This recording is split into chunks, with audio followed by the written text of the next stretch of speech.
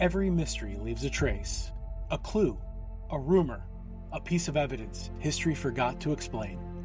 This is the Enigma Files, where every story is true, every theory is on the table, and nothing is ever fully closed. All right, we're back. It's New Year's Eve. Yeah, New Year's Happy Eve. New Year. Happy New Year. Happy New Year to everyone. Yes, plan is for this to come out on New Year's Day. So you got a new year, a new episode. Absolutely. And it's a biggie. So big, it's a two-parter. Yes, the first time that we've done a two-parter. So, to the audience out there, if you like to hear all the information in one stop, you're going to have to wait till next week to get everything. Yeah. Yep. Because this one, there's no way for us to do this in a single episode. There's too much information. Way too much. Too many twists and turns. If you're a true crime junkie, this has true crime. If you're a conspiracy person, Paul, I'm looking at you. Oh, yeah. This has It's conspiracies, mystery, Everything. Everything is in this. And it So, is. I actually showed my wife a video on the case that we're going to go on today. And I look over and she's like, and at the end she was like, this is wild. And I'm like, right? It is wild. It is huge. It spans decades. Yeah. And still unsolved. Still unsolved. They say it's solved, but I don't believe it's solved. It's not solved. Completely. I don't think it's completely solved. And that is, dun dun dun, the reveal, Circleville letters. Man. And it is massive. So, just off the bat, we are going to be sensitive to some of this material. Mm-hmm. So, we are not going to read the letters. You can find them on the internet. We are not going to read those. I just want to be clear. You may be disappointed in us doing that. There is sensitive information. People are still alive. And this is real life. These are real people who were affected by this, who are still affected by this.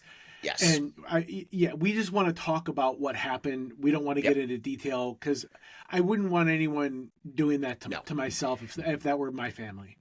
And if you've listened to us, we joke around a lot. We have a good time.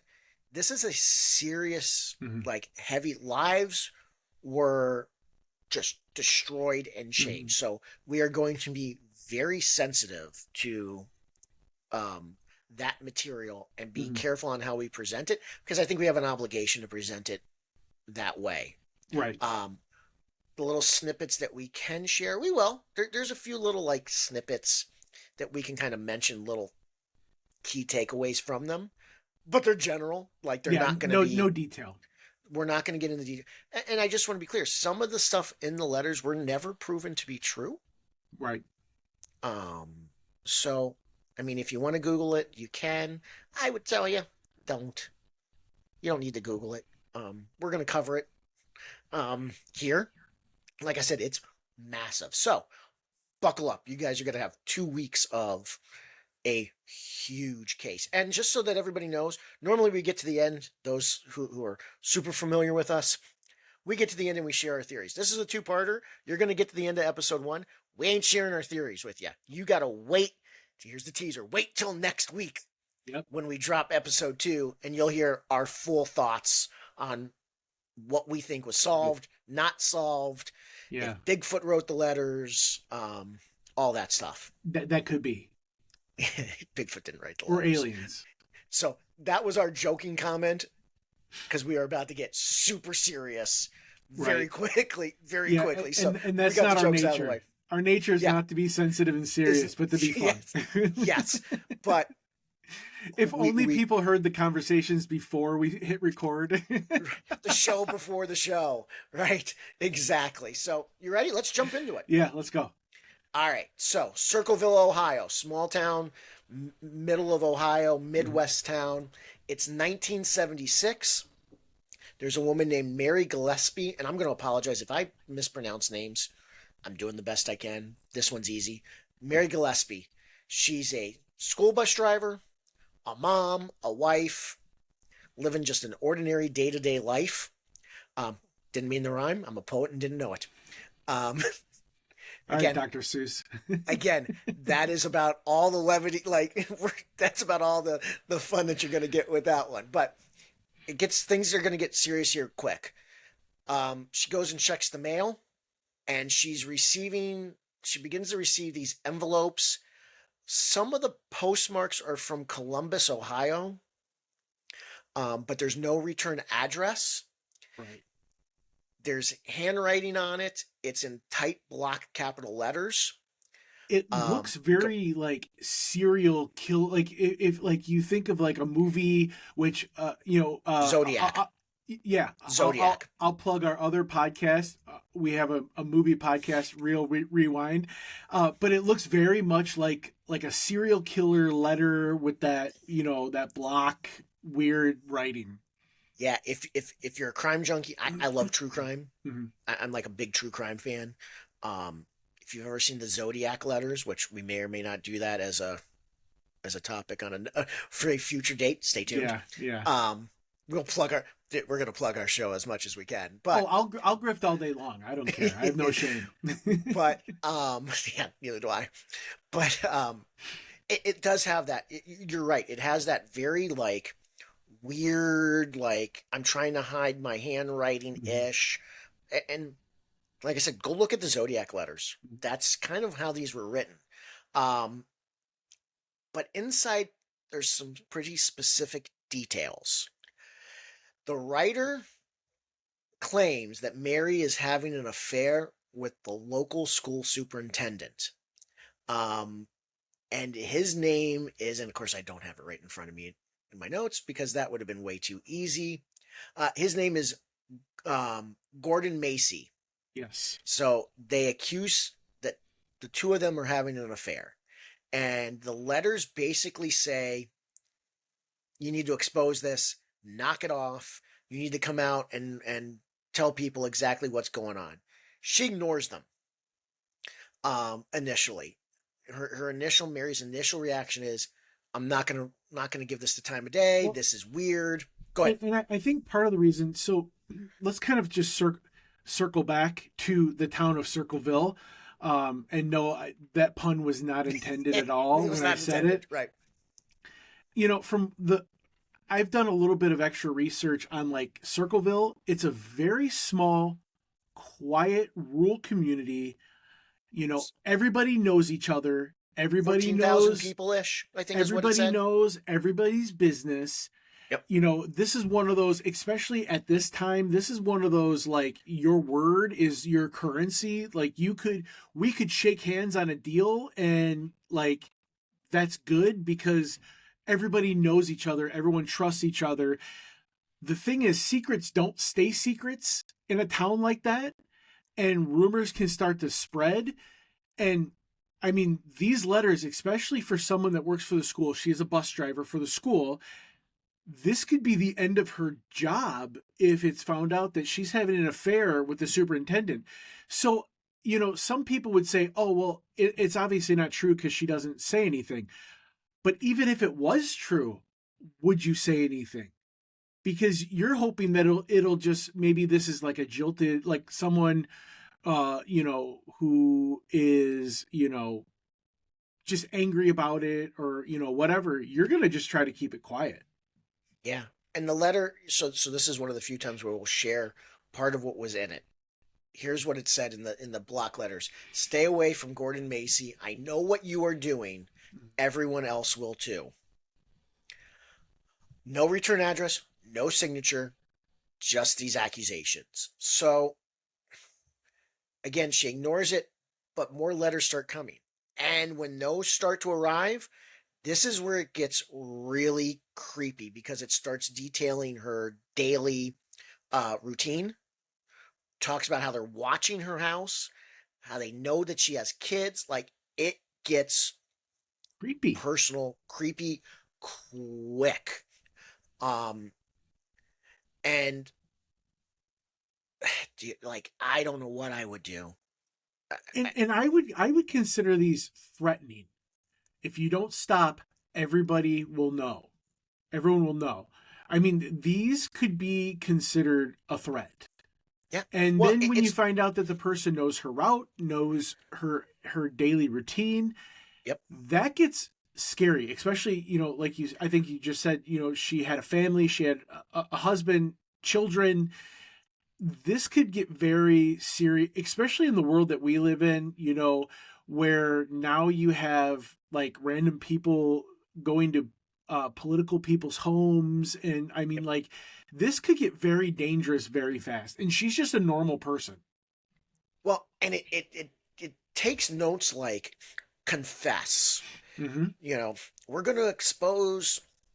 Those were kind of the tones that like the writer was like, "I'm better than you, Yeah. you horrible person. Confess to all that you've done. We know what's happening. Um, we're gonna send more. Like there were just all sorts of things like that. Like this isn't gonna end until you come out and you say something. Yeah, that's I'm just kind of summarizing what it was. I'm not getting it, but it was that sort of a tone, and it was clear that somebody was conducting almost like a surveillance on them. So eventually, what happens? Not very long. Mary is married to a man named Ron Gillespie.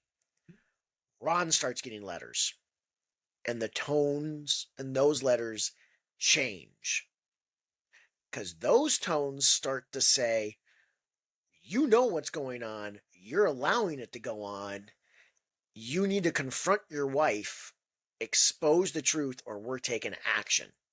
In one of the letters, it said, you need to control your wife, Yeah. Yeah. which it's like, I don't know how Mary was, but if I told my wife I was going to control her, she would laugh. Well, and you're right, mine would too. Tell me I'm trying to control you. But to be clear, Mary denies that All there's of an yeah, affair going on. at that time, Now, yeah. at that time. Now, just so that we're clear, they do eventually, word kind of gets out. Their claim is things weren't until after the letters were already being sent. Right. So it's kind of the timeline's a little weird as far as like, was there really something going on before? Yeah. Her claims are no, this wasn't until after the Right. fact that something started. But it's interesting that the letter writer is actually accusing Ron of knowing, and he Yeah, he had no idea. that's what he So claims. Yeah, that was his claim. so I mean, that's very interesting. Mhm. And we're now seeing an escalation here. So it went from just Mary getting letters, now her husband is getting letters, and as you further down through this case, the escalation gets higher and higher and greater, where that's when it starts to get more dangerous. But yeah, I mean, now there's this escalation of Ron is now involved in receiving these letters, receiving these accusations, receiving these threats. Yeah, because it basically was like, you need to do something or we will. Mm-hmm. So we're beyond just like we're trying to expose some secret. Yeah. Like, and so now it doesn't take very long. Now others start receiving letters. Yes. And there's teachers, school employees, public officials. Yep. The letters are claiming you're covering things up. We know there's a cover up. We know there's corruption. There's all these things going on. Mm-hmm. And so the reach of the writer starts to expand. And so it's blowing up through this small 14,000 person town where even if you didn't get a letter, you know somebody who did. Yeah, I mean, this is like a urban legend in real life. Like, I didn't get a letter, but my friends, it's one of these. Like, everybody knew someone in Circleville that got a letter. Well, and small town, so everybody would be talking to each other. But then what you start to have is this paranoia now starts to kick in. Mm-hmm. People are suspecting maybe my neighbor did it. Well, my neighbor did something strange. Maybe they're the. letter writer. Maybe they're this, maybe they're that. And so you had people not trusting each other, neighbors Hmm. not talking to each other, neighbors pointing fingers at each other. Yep. Like it just created this whole thing. People are now becoming guarded because maybe I'm talking to the person that's sending the letters. Remember though, they're Yeah. not local. They're not coming from. No, they're coming from Columbus. Most of them came from Columbus, so that meant that somebody was driving them. If you take the fact that it's somebody from Circleville, was driving them to Columbus, So dropping they're them in mail postmarked. there. So they're postmarked from someplace. So there is a level of complexity even to this, to where now they're just building out. And all the letters have this, like, they start to take almost like this moral avenger tone. Yes. Which I understand. I believe that people who are involved with children in schools or even clergy, as human as we all are, should be set to a higher moral standard. I because I think children are, they're very innocent, and if you're, even though she wasn't a school, she was a bus driver. Still, you are being entrusted with people's children every day. I believe that there should be a moral standard that's set, that you shouldn't be doing things like this, that are would that would not be considered a moral act. But who is this letter writer to act as if they have some type of moral standard or some type of virtuous standard that's higher, that you can talk down to this person like that? It's clearly someone who has an axe to grind with this individual. And has insider information, knows things because, again, or at least is monitoring them. Mm-hmm. There's a level of familiarity with the Gillespie family that you would be able to say, I know your vehicles, I know your routine, I know you're this, I know you're that, Mm-hmm. which makes it super scary.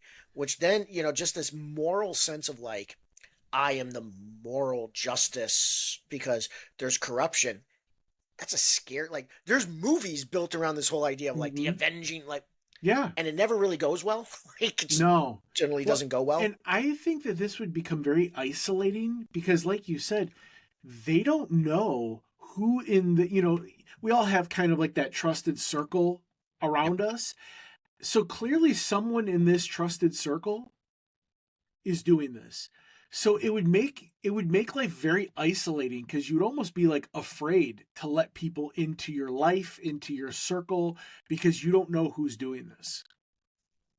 And that would be very hard in 1976 Mm-hmm.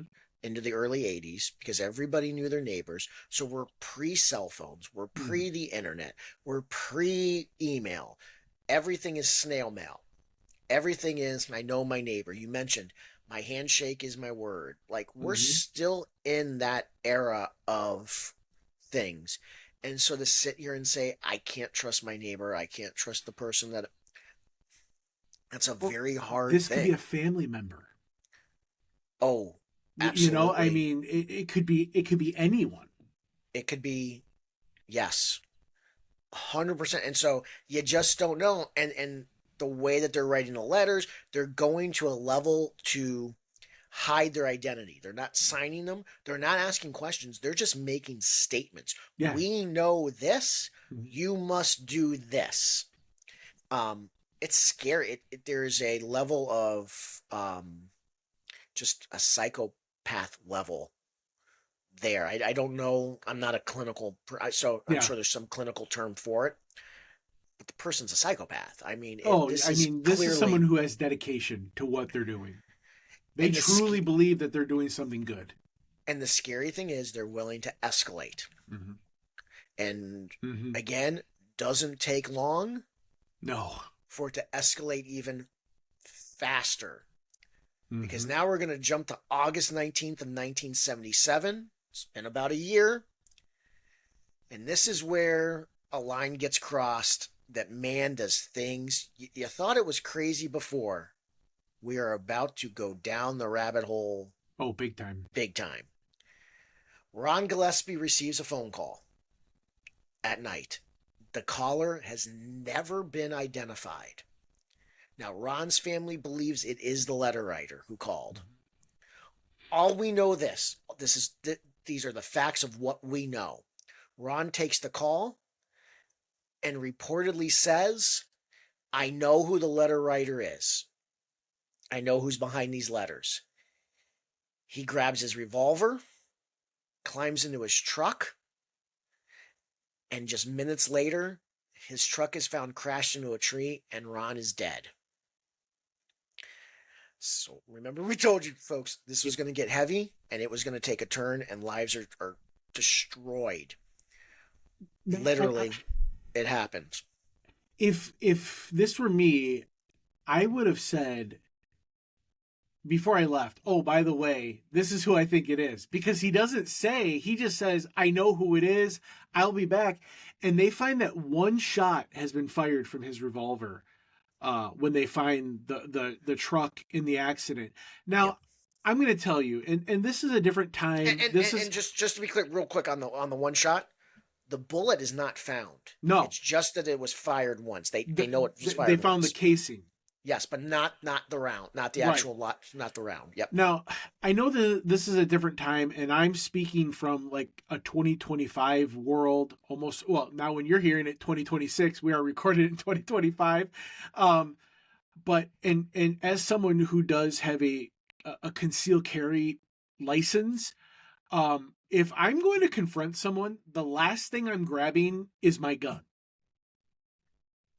You know, that's just out of, because the last thing you need to have to now deal with is a murder or, because, we're not legal people, but I would even say if something happened and you ended up killing the person, I would imagine that's at least second degree, because you didn't come. Some might even say you brought a gun with you that's premeditated. That's first, so it's like the last thing I would bring with me is a gun. Yep. Well, and especially, so here's a big fact. Here's a big little piece of information. They do a blood alcohol test, mm-hmm. and Ron's blood alcohol is a 0.16. So he was legally drunk in the state of Ohio. He was intoxicated. Now, which is against the law to carry a weapon. Against the law to carry and to drive a vehicle. Yeah. Both. Now, the family and friends said this is super out of character for him. He was not a drinker. So they're already starting to kind of raise some suspicion. But to your point, there were some bad choices being made. You're drinking, you're driving, and you're carrying a weapon. But this has been a year of this. I don't know what I would probably do things that are out of, maybe you're drinking to kind of just calm your nerves. I know you haven't mentioned it yet, but I know in my research it said that every day Ron would go out because now there's signs on her bus route, and Ron would go out and remove the signs every day, like get up early so his family didn't have to see them, his children didn't have to see them, neighbors didn't have to see them. So you have a husband who is now husband and father who's trying to protect his family, who now is probably under serious stress. And who knows, maybe to go do what he's going to do, he might need to take a couple drinks to kind of get to that place. I'm trying to put myself in his head. It's a really weird situation. Well, stress does weird things to you. It just does. So who knows? He could have, and this is where, again, I'm going to be careful. We don't know what was going on behind closed doors in the home. No. Right? He could have had a drinking problem that nobody knew about. I'm not saying he did. Please don't think that. I'm not throwing that. I'm just saying you don't know what goes on. Yeah, and you don't know what goes on behind closed doors. So what might have been out of character a year ago isn't out of character now. Right. I don't know. All I know is you want to protect your family. He's clearly not thinking it through. Why wouldn't you call the police? I know who the letter writer is. Yeah. Calling the police. Yeah. I'm gonna throw that. I heard a voice on the phone. I know exactly who it is. But remember, some of the accusations that are being written by this letter writer is there's police corruption. There's small town government corruption. That's what the letters were hinting at. Yeah. So, unfortunately, sadly, Ron perishes at the scene. Um, Well, and there's people that don't think it was an accident. oh, 100% there are people who don't think it was an accident because right away things get weird. The sheriff is real quick to say it was an accident, that it was a Yeah. drunk driving accident. No explanation. Why was his gun fired once? There, there's no explanation. The bullet was never recovered. There is no explanation for why the weapon would have been discharged. I saw some people who threw out a theory. He's drinking. He fired around into the air, like he just all sort. All of that is speculation. There is no official reason. The only thing that the chief of police comes back with is it's an unfortunate accident. He was a drunk driver and he died. But very quickly, though, the chief of police starts to get letters Huh? saying, "You're corrupt. You're Yeah. covering this up. This is not what happened. You need to come out and be honest about what you did to cover Right. this up." So again, we're going like crazy. So now we've gone from there's an affair to you've allowed the affair to happen to I'm calling your house. This man dies in a tragic car accident, and the chief of police is covering it up. And this person knows. And this person knows that you covered it up. And the letters don't stop. Like, No. like Ron's death does not stop the As a letters. matter of fact, they escalated. Now, so in my research, there were some people who thought Ron may have actually been the letter writer, which this would prove that that's not true, or at least Unless he had an accomplice. right, unless he wasn't doing it alone. But that kind of ended that theory right away, that it was Ron, or at least that Ron was acting alone, because not only do they continue, but they spread to more people, and the language in them Oh, escalates oh yeah. big Oh, time. oh, big time. The letters now come with what was described as a disturbing level of triumph in the way that the letters were written. Like, we're right. Yeah, Um, they start to target new people. They start to mock people for being quiet and saying you're covering things up, and that they say that there will be consequences that will follow if you don't do what we're telling you to do. Um, and someone's and already dead. I mean, yes,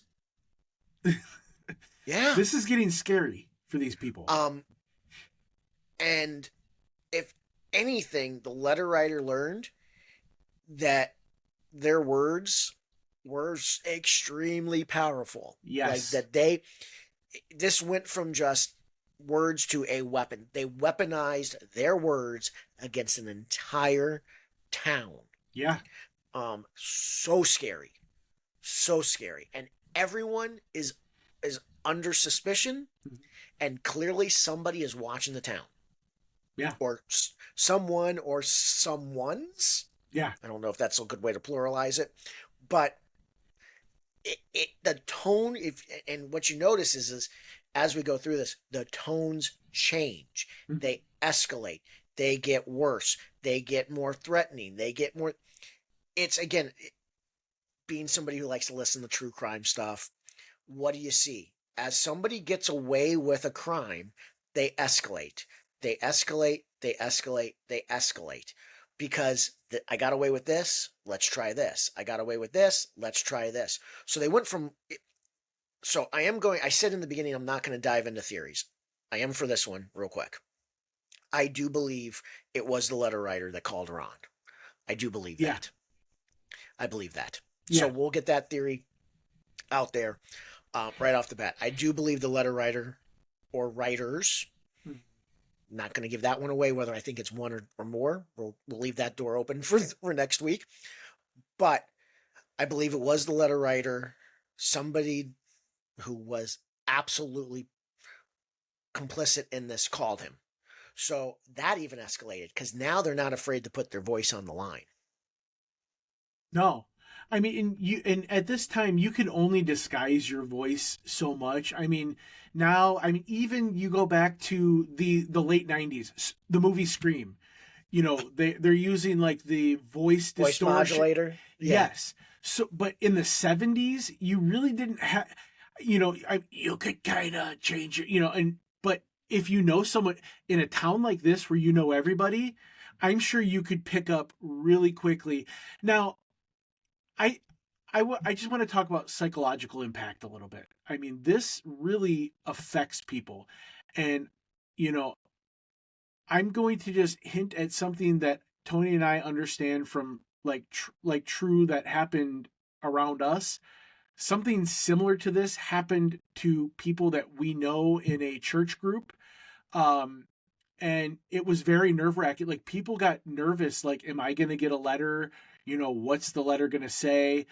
Like I said, I'm not going to go into detail because I mean, this is actually true to our circle that of people that we know. But it can get very scary to think that you might be someone that's going to get one of these letters. Now, none of them were like aggressive or like threatening. Um, so I could only imagine like how you would feel if people are like you're being like threatened. Like if you don't do this, this is going to happen. And I mean people start like moving away from Circleville. Like people who have lived there generations live there are leaving. People are afraid to check their mail. I mean, it's this has really impacted not just a family but an entire town of people. It's psychological warfare, right? Yeah, It's absolutely. psychological war. You've weaponized words to affect people psychologically. Um, it you're living under that every day. I'm going to my mailbox. Oh my gosh, what's going to be there?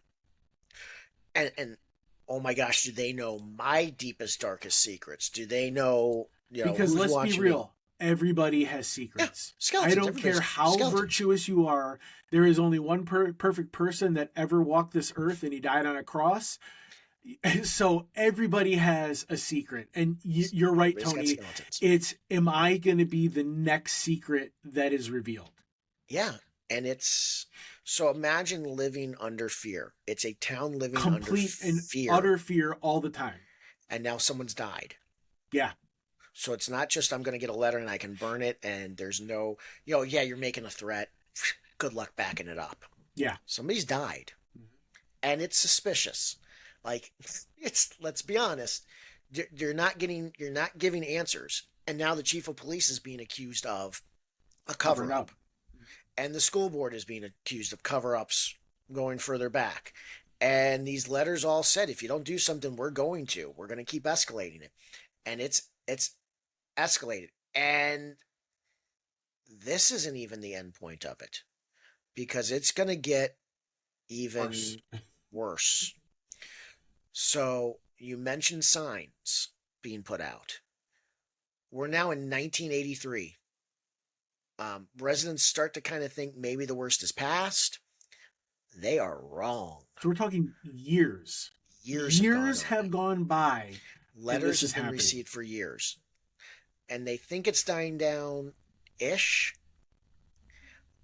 It's not. Mary Gillespie's on her bus route one morning, and she sees a sign, and it references her daughter by name. And so Mary pulls the bus over, and she's frightened. She's angry. She goes out to tear down the sign. And as she attempts to tear down the sign, she notices there's a box attached to the sign behind it. Inside the box is a loaded firearm that is rigged to fire if the sign was taken down in a certain way. Now they're setting booby traps To kill people. to kill people. To kill people. This is no longer a letter harassment. This is no longer, some crazy person. Now we're into attempted, like Attempted verifiable murder. attempted murder. You can think what you want to about Ron. Was it murder? Was it an accident? We don't know. This is flat out attempted murder. So we have gone beyond letter writing now. There is a plan. It's been put into motion, and the idea was, because it's on Mary's bus route, to kill Mary. Yeah, well, and it's almost like you put her daughter's name on the sign because at this point it's probably like, whatever, I'm just going to keep going. Because a lot of these were very vulgar, they were very obscene accusations, but it's almost like, I'm going to put your daughter's name on this sign to get you to come out, stop your bus, pull the sign down, and then kill you. And not just that, but you have you have a bus with potentially children on the bus who are now going to see this horrific, gruesome thing. Like, this person is evil. They're sick. Evil and sick. It's an evil person. And it is only by a miracle that she tore down the sign the way she did. Had she torn it down differently, this was rigged to fire and kill her, or whoever else would have interacted with that sign. Yeah, a kid could have found it. It could have been an innocent person that's not related to all of this could have found it, said, you know what, this really isn't a good thing, pulled it down, and then now they're dead. Yep. Yeah, so this has taken an irreversible path. Yeah. Like, told y'all who were listening to this was going to get crazy. It has. So we're going to recap. That's not even the craziest. Oh no, because it's going to get more. Because we're getting to the end of part 1. Yeah. Just to be clear, but just recap. Letter sent over an alleged affair to a small group of people, begin to expand, to go to a husband, that make references, you better do something, that then spreads through a town, that then turns into phone calls, turns into someone dead. Mm-hmm. Now it turns into, now we're laying traps on the side of a road with firearms rigged to go off. Yeah. What the heck is going on here? Like morality, because you said, this person talks as if they have some moral high ground. Morality is now out the window. You are now an attempted murderer. You may have potentially already murdered one other person. We don't know. But this is attempted murder. Like, any moral high ground that you were on is gone.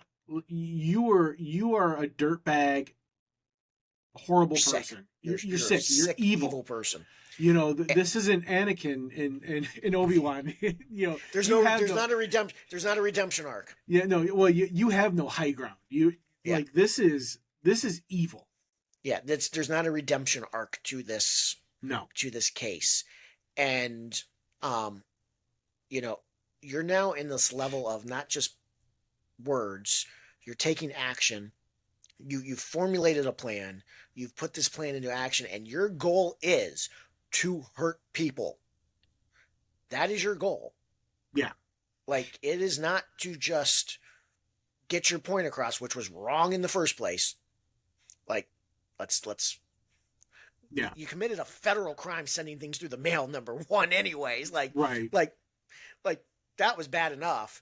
Now we're on to capital offenses. And these aren't just empty threats anymore. No. Like, this is taking action. This is escalating what you can accuse, you can threaten over a letter, but now this is physical action being taken to end someone's life. Yes. 150 billion%. Yeah. And now you have a town. You thought that town was in fear before? Oh my gosh. Now there's real fear. And now you got to find out what's going on. You have to find out what's going on. You can't just ignore it anymore. This is beyond just letters. This is just beyond open-ended threats. You've got scary, scary things. So that's part 1. You've heard the case laid out to you for part one. We We'll let covered a that lot of marinate. facts. Yeah. So, here's the teaser for the next one. So I'm going to tease you this. The letters don't stop. Nope. This case is far from done. There's a reason why it's a two-parter. There's a reason. I mean, yes. We probably could have made it a three-parter if you wanted to get further into detail, but it's Yeah. definitely it's only going to get more wild from here. Yes. This was tame. Yeah, if you thought you got it figured out, I'm going to tell you, you don't. No, this is a movie. It really is. Yeah, and again, it's a tragedy because lives are being taken. Yes. But just when you think it's taken all the turns it could take, oh, we got some big ones coming. So Yep. Look for part 2 because it doesn't end with a booby-trapped sign. Letters continue, and we are still going to cover more decades. So if you just thought, hey, it ends in the 80s, early 80s, nope, you're wrong. Keep going. So this is the Enigma Files. Thanks for listening to us. Come back next week because we are going to attempt to wrap this case up. But everybody, again, Happy New Year. Stay safe. Make good decisions because make good decisions. Don't do anything make good decisions. And we look forward to talking to you some more in, as weird as this sounds, next year. 2026. I'll see you next year, Tony. See you next year, Paul. Stay safe, everybody. Right. Bye-bye.